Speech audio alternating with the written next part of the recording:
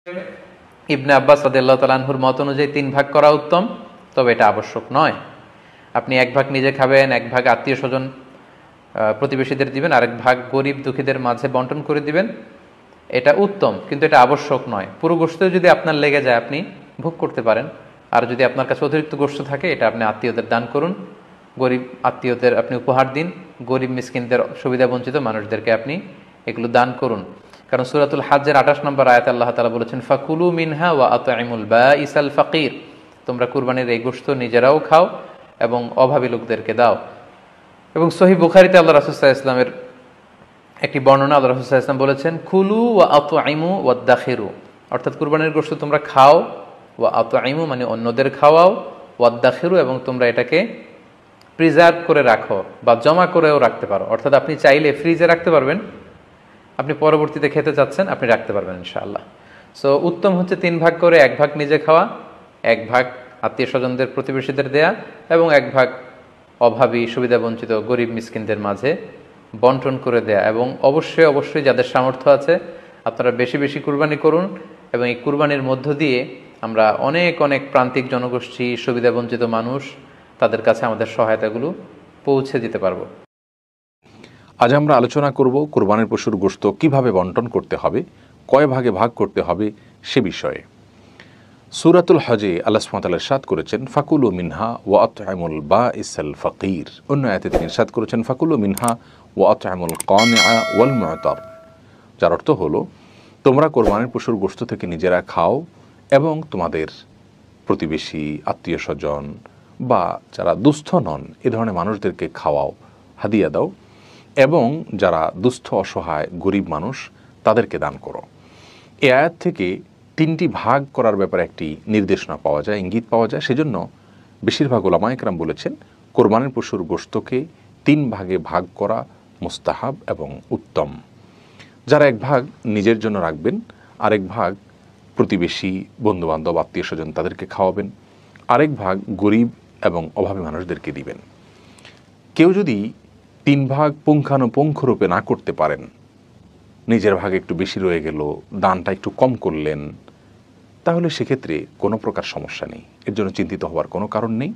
কারণ পুঙ্খানুপুঙ্খরূপে 3 ভাগে ভাগ করাটা কোনো আবশ্যক বিষয় নয়। আপনি অনুমান করে 3 ভাগে ভাগ করতে পারেন, অথবা 2 ভাগেও ভাগ করতে পারেন, অথবা ভাগ নাও করতে পারেন, কিছু দিলেন আর বেশিরভাগ রেখে দিলেন, বা বেশিরভাগ দিয়ে দিলেন সামান্য কিছু রেখে দিলেন, সেই স্বাধীনতাও আপনার রয়েছে।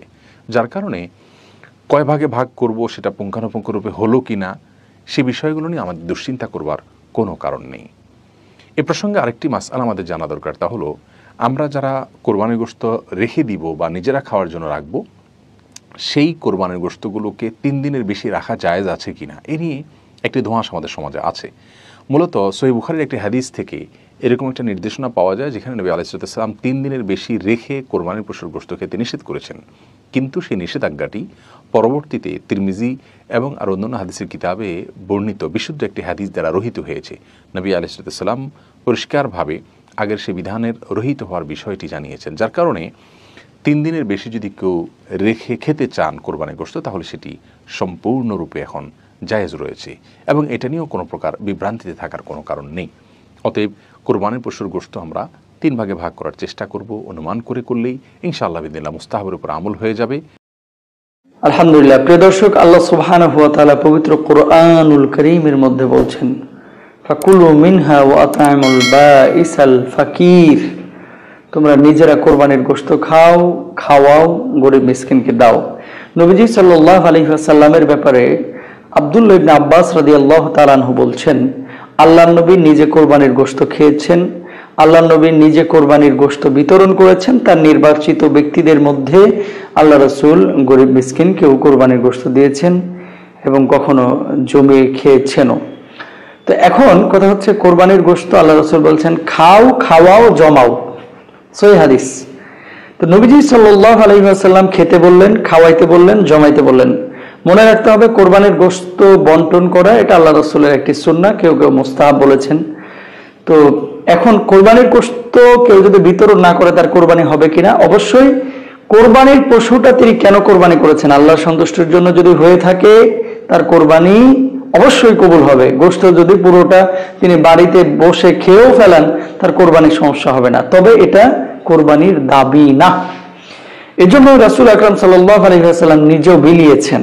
এখন কথা হচ্ছে, আপনি 3 ভাগে বিভাজন আমরা যেটা করে থাকি, আপনারা যেটা করে থাকেন, এটা ভালো কাজ, এটা মুস্তাহাব কাজ, এটা করাটা উত্তম। অনেকেই দেখা যায় একেবারে চুলচেরা বিশ্লেষণ করেন, চুলচেরা ভাবে মাপেন, এমন সূক্ষ্মভাবে মাপন যন্ত্র দিয়ে এটাকে মাপ করেন যে 1 ইঞ্চি, 1 কেজি, 1 গ্রাম পর্যন্ত এদিক সেদিক না হন।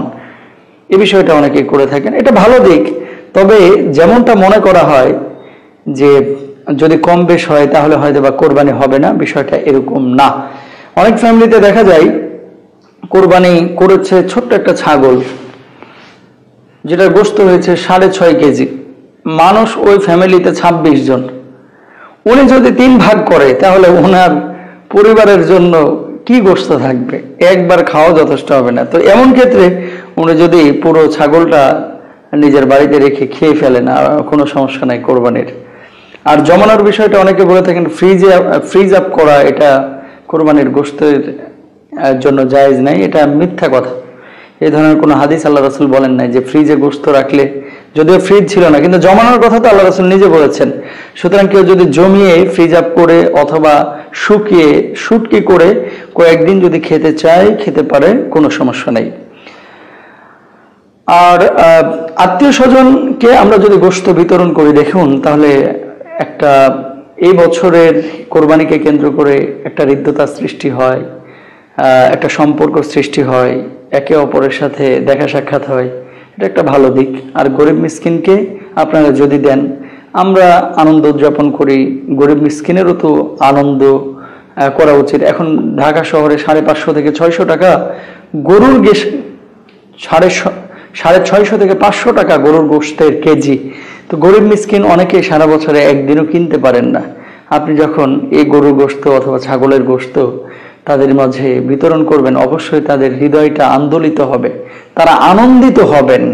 তো তাদের আনন্দিত হলে তো আল্লাহও আপনার প্রতি আনন্দিত হবেন। কেননা আল্লাহ রাসূল বলছেন, পৃথিবীর মানুষ যদি তোমাকে ভালো বলে তাহলে আল্লাহ তোমাকে ভালোবাসবেন, ভালো বলবেন। পৃথিবীর মানুষ যদি তোমাকে খারাপ বলে, আল্লাহ তোমাকে খারাপ বলবেন, আল্লাহ তোমাকে ভালোবাসবেন না। এজন্যই আমরা হৃদ্যতার জন্য আমরা চেষ্টা করবো ইনশাআল্লাহ তাআলা 3 ভাগে বিভক্ত করে গোশতগুলোকে বন্টন করেন। তবে কেউ যদি কোনো কারণে বন্টন না করে, তার কোরবানি হবে না এরকম না, এটা আদায় করাটা আল্লাহ রাসূলের সুন্নাহ, মুস্তাহাব। সম্মানিত মসজিদের মুসাল্লি, গোশত 3 ভাগ করতে হবে এরকম কোনো বিধান বোঝা যায় না। রাসূল সাল্লাল্লাহু আলাইহি সাল্লাম, আল্লাহ তাআলা বলছেন, কুলু ওয়াতইমুল বাইসাল ফাকির, তোমরা খাও, দুস্থ গরিব ফকির মিসকিনকে খাওয়াও, এটা আল্লাহর আদেশ। রাসূল সাল্লাল্লাহু আলাইহি সাল্লাম বললেন, কুলু ওয়াদাখিরু ওয়াতইমু, খাও, জমা রাখো, মানুষকে খেতে দাও। পূর্বে তিনি 3 দিন রাখার জন্য বলেছিলেন, 3 দিন পরে গরুর গোশত কুরবানির গোশত রাখা যাবে না, এ আদেশ করেছিলেন। পরবর্তীতে আদেশ রহিত হয়ে গেছে। আপনি গোশত 2 মাস রাখেন, 3 মাস রাখেন, 6 মাস রাখেন, তাতে আসে যায় না। কিন্তু প্রদেশী দুস্থ গরিব আছে, ফকির আসলো, তাকে দিলেন না, আপনি জমা করে রাখলেন, আপনি কৃপণ, আল্লাহ দেখছেন। এটা ছিল নেকির কাজ। এইভাবে কেন আপনার হিসাবে আসলো যে আপনি এইভাবে অল্প 2-1 কেজি দিয়ে বছর বছর খাওয়ার জন্য, 6 মাস খাওয়ার জন্য বাড়িতে রেখে দিলেন? এই হিসাব ঠিক নয়। আপনি রাখেন কিন্তু দিলেন কেমন, এটা আল্লাহ দেখছেন। এটা একটা আল্লাহকে সন্তুষ্ট করার মাধ্যম। অতএব আপনাকে এই বিষয়ে খুব হিসাব করতে হবে। আকিকার গোশত আপনার নিজস্ব গোশত, কুরবানির গোশত আপনার নিজস্ব গোশত নয়। আল্লাহর আদেশ ফকির মিসকিনকে দিতে হবে। কাজে আপনার নিজস্ব থেকে অনেকখানি ঘাটতি চলে আসলো। আকিকার গোশত নিজস্ব গোশত, আমি খাবো কি মানুষকে দেবো সেটা আমার ব্যাপার। আকিকার পশুর চামড়াটা আমার নিজস্ব চামড়া, আমি ফকিরকে দিব কি আমি টাকা নিব সেটা আমার ব্যাপার। কিন্তু কুরবানির গোশত নিজস্ব ব্যাপার নয়, এখানে আল্লাহর আদেশ আছে। আল্লাহ বলেছেন তুমি খাও, দুস্থ গরিব ফকির মিসকিনকে খেতে দাও। আল্লাহ রাসূল বলছেন তুমি খাও, জমা করে রাখো, ফকির মিসকিনকে খেতে দাও। সম্মানিত মসজিদের মুসল্লি, কুরবানির গোশত 3 ভাগ করে 2 ভাগ রাখতে হবে, 1 ভাগ রেখে আসতে হবে, জনগণকে দিতে হবে, এরকম কোনো বিধান নেই। তবে এই বিধানকে আমরা অপছন্দ করি না। 4 ভাগের ভাগ করে 3 ভাগ নিতে হবে, 1 ভাগ রেখে দিতে হবে, এরকম কোনো বিধান নেই, ভাগের কোনো বিধান নেই। তবে 3 ভাগ করে 2 ভাগ নিয়ে চলে আসছেন, 1 ভাগ রেখে আসছেন, এটা যারা দেয়নি ফকির মিসকিন গ্রামবাসী তাদের দিয়ে দেন, এটা ভালো। কিন্তু তাকে আবার মাথা প্রতি মাথা পিছু ভাগ করছেন, এটা ঠিক হবে না। 3 ভাগের ভাগ করে 1 ভাগ রেখে এসে মাথা পিছু ভাগ করা ঠিক নয়। এই কথা বলতেই আমার চাচা বললেন, বলো কি তুমি? তাহলে 3 ভাগের ভাগ যদি রেখে আসি, যারা কুরবানি করেনি তাদেরই তো ভাগ বেশি হয়ে যাবে। এই সংকীর্ণতা আসলো কেন চাচা মাথায়? যারা গরুর গোস্ত 350 টাকা কেজি কিনতে পারে না, তাদের বাড়িতে গোস্ত জমা হয়ে যাক না, তাতে কি আছে? এটা তো আল্লাহর বিধান। ও বলছে ওরা গোস্ত বিক্রি করে, বলে ওরা গোস্ত বিক্রি করুক আর ফেলে দেখ, তাতে আসে যায় না। ভিক্ষুক এসেছে, আপনি তাকে দিবেন, এটাই কথা। হিন্দু হোক আর মুসলমান হোক, যে আপনার কাছে চাইতে এসেছে সারা দিন দিতে থাকেন, তারপরের দিন দেন, তাতে কি আছে? যারা গ্রামে অসহায় তাদের দেন। 10টা 12টা 20টা 50টা গরু কুরবানি করেন, টাকা আছে, অঢেল কুরবানি করে নেকি অর্জন করে নেন। শুধু নেকি আর নেকি আল্লাহকে সন্তুষ্ট করার একটা বড় মাধ্যম। ভিতরে সংকীর্ণতা আসলো কেন? এই সংকীর্ণ দূরে করতে হবে। সম্মানিত মসজিদের মুসল্লি, আপনি অর্ধাঅর্ধি করেন, অর্ধেক দিয়ে দেন, অর্ধেক নেন। যারা হজ করতে যাচ্ছে তারা তো নেই, সুযোগই পায় না। তাহলে ঠিক এইরকমই আপনাকে মনে করতে হবে, 3 ভাগের ভাগ বিষয়টি নয়। 3 ভাগ করলে গুনাহ হবে, আমরা একথাও মনে করি না। তবে আপনার অন্তরে যেন এটা প্রতারণা না দেয়, ধোকা না দেয়, ধাক্কা না খায়, খুব একটা ভালো হয়নি, অনেক গোস্ত রাখা হয়ে গেছে, এইটা যেন না বলে। মনটা যেন বলে যাকে অনেক দিয়েছি, আমরা তো খাই, দেওয়া হয়েছে, ভালোই দেওয়া হয়েছে, এটা যেন হয়। মনে সবসময় এরকম করবেন।